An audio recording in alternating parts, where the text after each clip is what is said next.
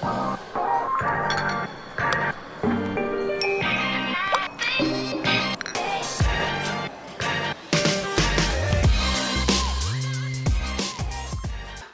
back to Sip and Tip, and I am here with Fortunate, who's been sharing her journey with us, her journey with cancer, and it's been really eye-opening. It's been terrifying. Like what a ride, just knowing everything that you've gone through, everything that you've had to deal with, and things that you are still dealing with now. So the last thing we spoke about was, as a Christian, to be hit hard by something like this, how do you even deal with it, as a Christian?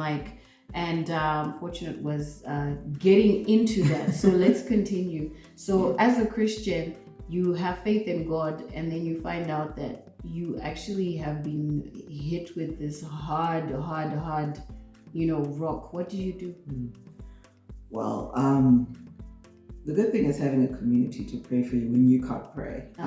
I was, as I said before, I was really angry. Out of all the people to get cancer, it shouldn't have been me. I know you don't want to wish it on anyone. Why shouldn't it have been you?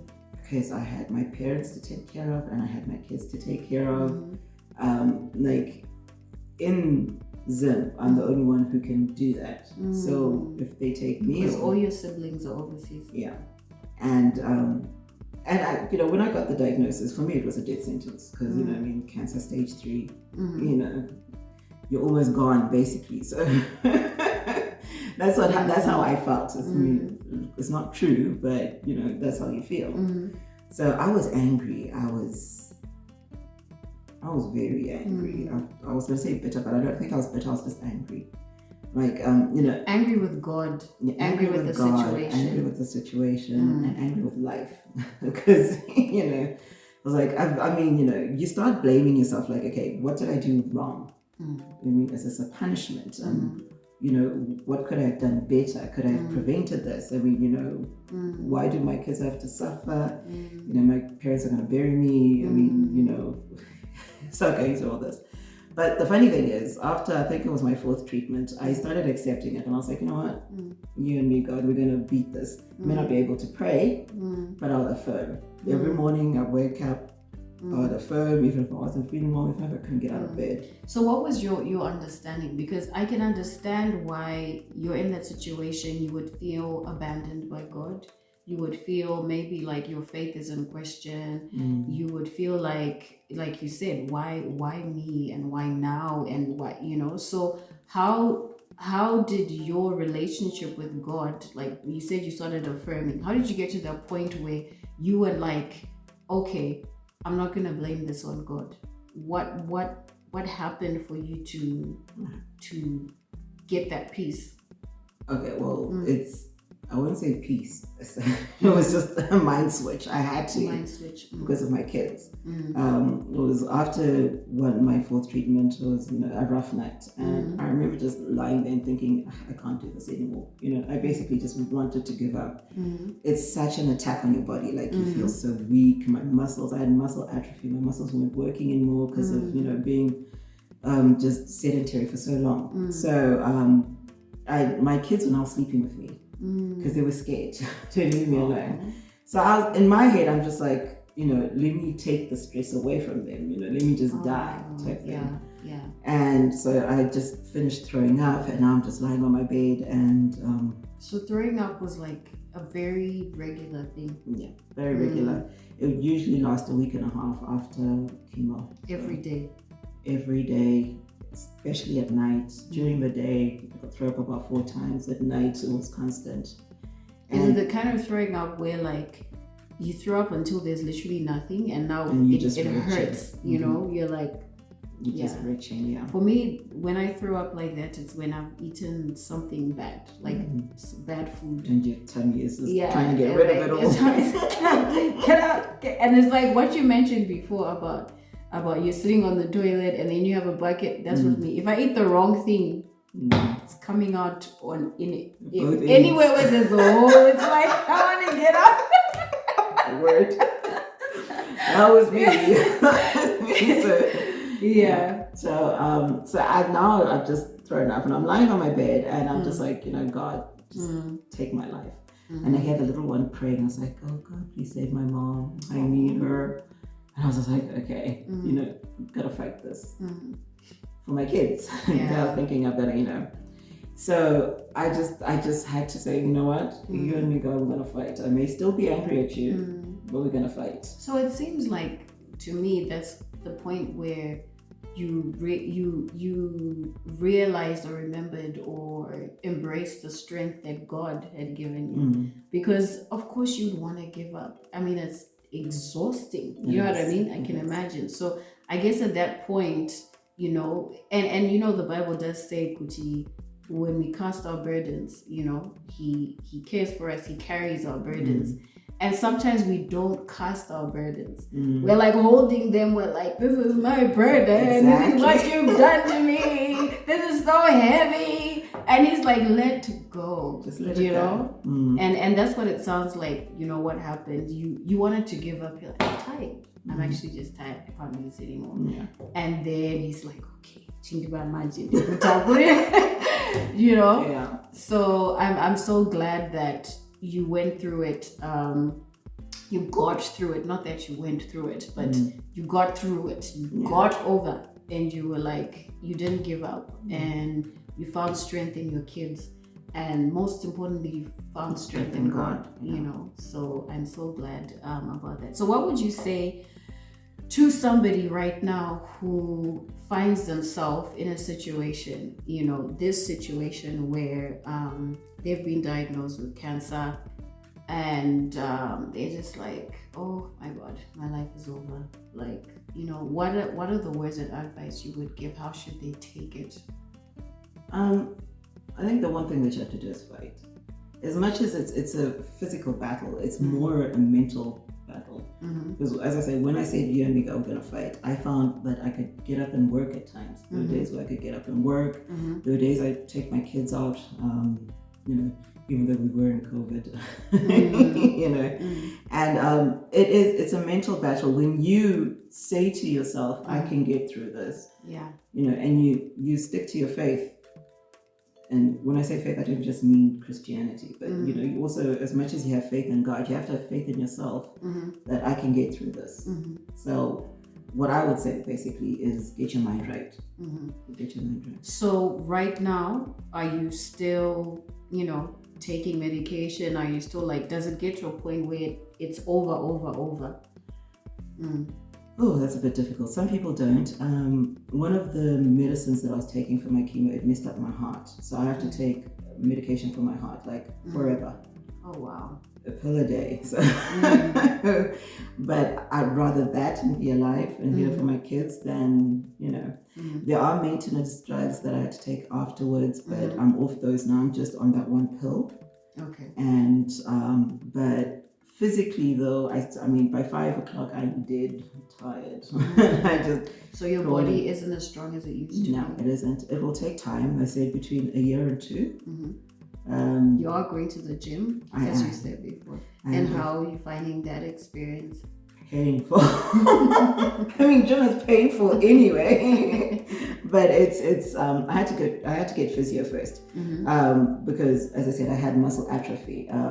Because I was so sick, severely sick. I'd spend most of my days lying down, so my muscles didn't get enough exercise, and they basically just slept, as the doctor said. Okay. So I had to get physio to get my muscles up and working, and it's still a struggle. I mean, my right leg I can't lift it past a certain point. Okay. So, and I get really tired. I remember we drove, it was a few months afterwards, because during chemo, when I had my aha moment, I booked a trip to Vic Falls for me and my girls.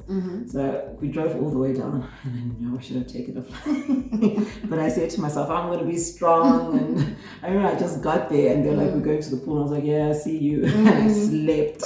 Wow. I just slept. But you were there. I was there. And they were having fun. Drive back. That was the most important thing. I think it's good, that you don't, because it's easy to give up and to actually become depressed, isn't it? I did go through that afterwards, yeah. Yeah. Because after the celebrations of I'm free, cancer free. I'm well, I'm alive. Mm-hmm. And then, you get to a point. So I got my NED status in September. Mm-hmm. So October was my NED, birthday. meaning? No evidence of disease. Okay. They're careful to say remission these days. They don't say you're in remission. They say that there's no evidence of disease because when it comes back, apparently people are being sued only in America, not in some. So, do you know in America you can sue for anything? Right? Yeah.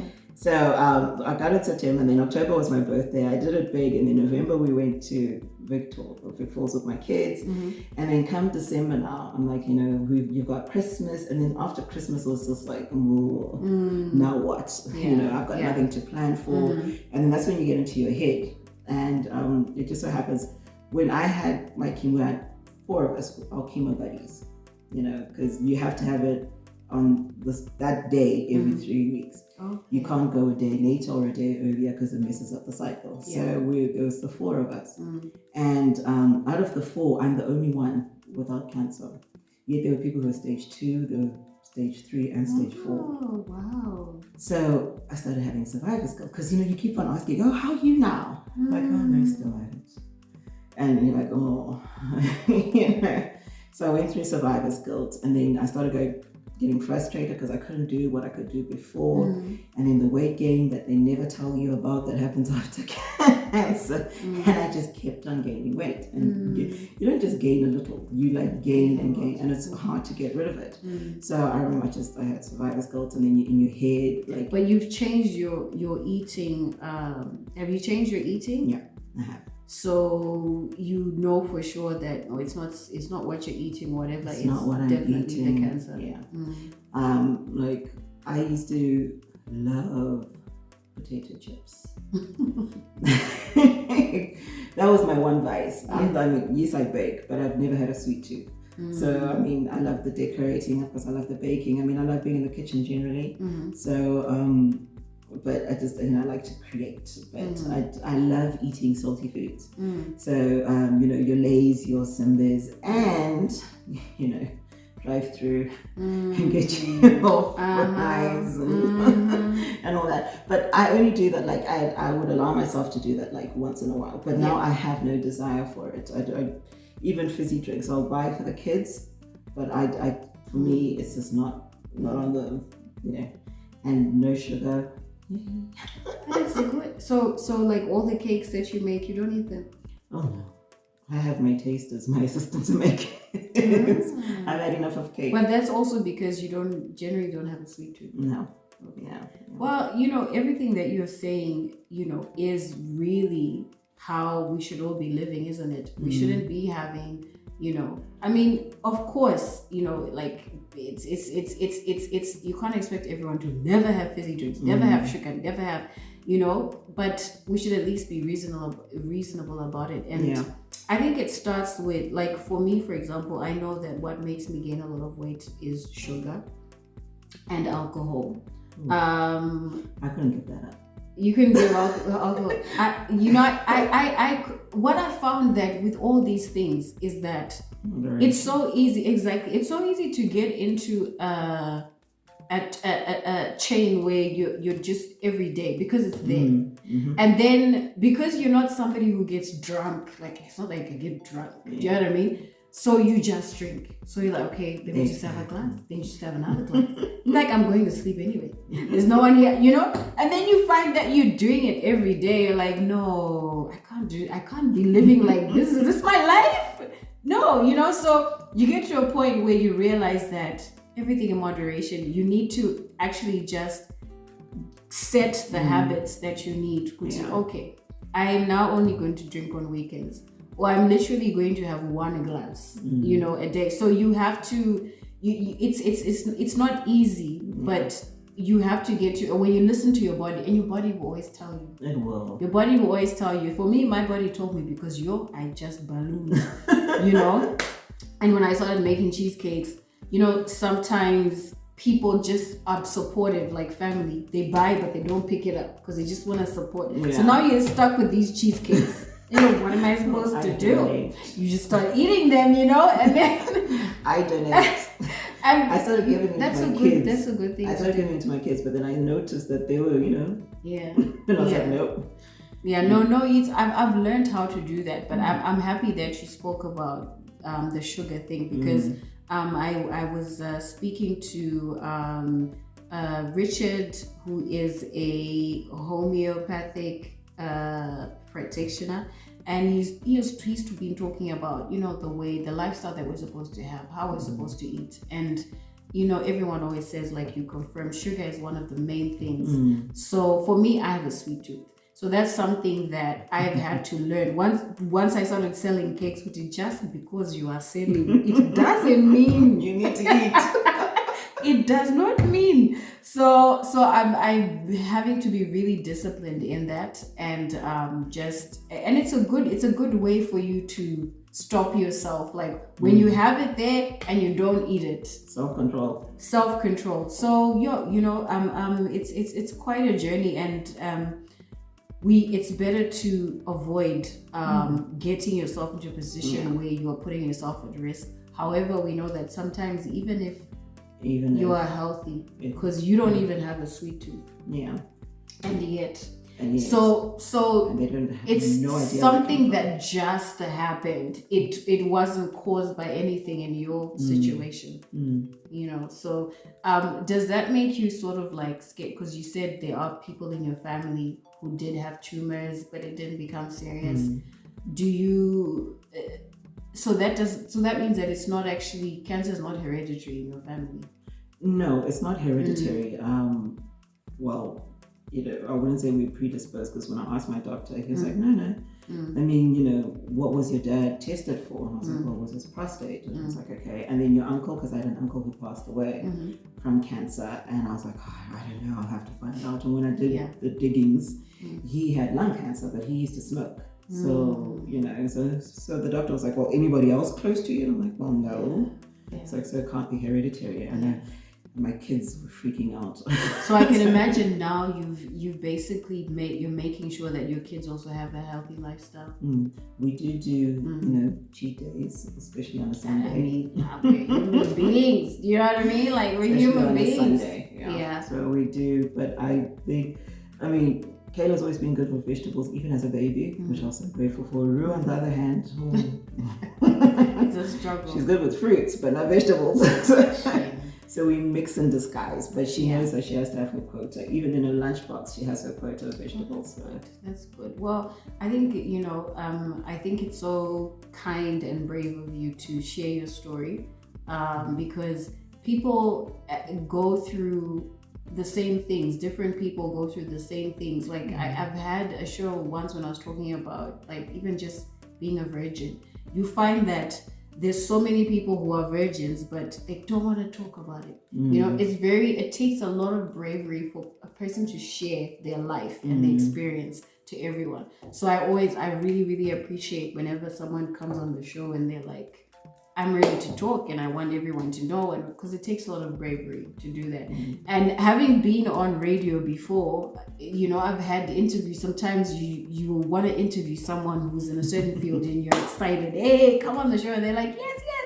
They come on in, no, yes, no, yes. And you're like, why did I invite this person? Because now you have to work 10 times harder, like, okay, so, because you're just thinking, like, people are listening and they're like, what the hell is this? So, I think this has been an awesome interview. You've been very lively and very, giving. So thank you so much and who knows, maybe we'll have other things to talk about in the future. You never know. Yeah, so thank you so much, guys, for watching and for listening to Fortunate Story. And you are on Facebook as well, aren't you? In case people, because some people, they want to DM you. They can't even put a comment. They are passionate about what you're talking about. And I found that about human beings. Yeah. There's so many people who I'll have a show talk about something. They are, even my own friends, passionate about it. But they'll come to my DM and be like, how can you say? How can you?